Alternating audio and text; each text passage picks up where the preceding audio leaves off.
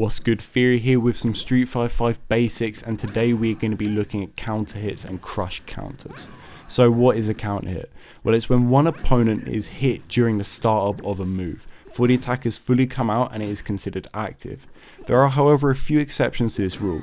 If you hit a backdash at any point, it will be considered a counter hit. And on top of that, Invincible Reversals share this exact same property.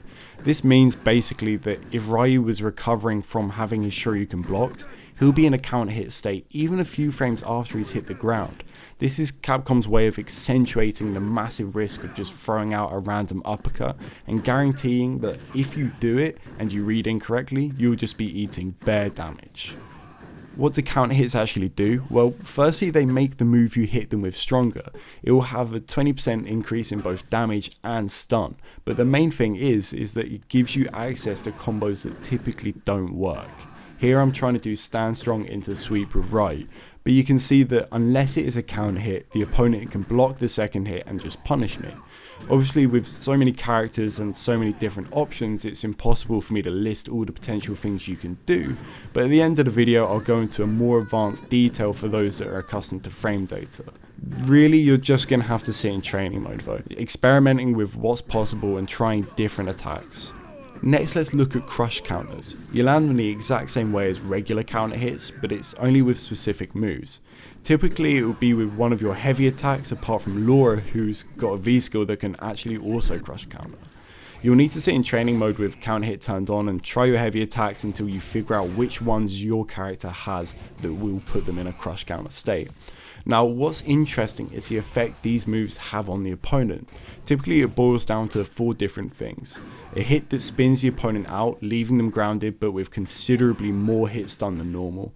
A launch that guarantees at least 1 extra hit with any button if it's in range. A crumple state where the opponent slowly falls to the ground, vulnerable to an attack until they are eventually considered to be knocked down.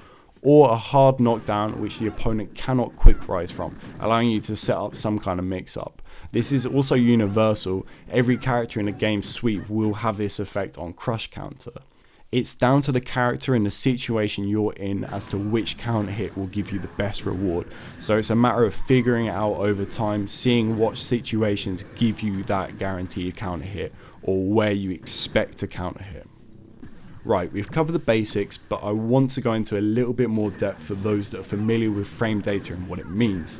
I'll try to explain things clearly enough that you can understand even without this knowledge, but it's worth noting that this might be a little bit too overwhelming for new players.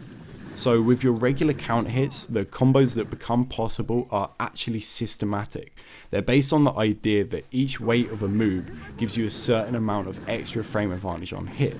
Light attacks give you 1 extra frame, mediums give you 2, and heavies give you 3. So if I were to hit someone with a medium attack that would typically put me at 4+ on hit, as a counter attack it would be 6+, meaning I can combo into a move with 6 frame startup. If we go back to the Ryu example, his stand strong is 6+ on hit, and crouch roundhouse has 7 frames startup. That's why it won't combo normally. The counter hit actually gives it 2 extra frames, meaning that it is +8 on block. The 7 frame startup means that you've got a 2 frame window to hit the combo.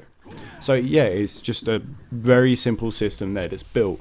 And once again, all of this can be found out in training mode without the need of frame data, but frame data just helps give you general guidelines. It's still going to be a matter of ranges and specifics with the character. So hopefully all of this helps you figure out your max damage and how to take full advantage of certain situations. Anyway, take it easy guys, peace.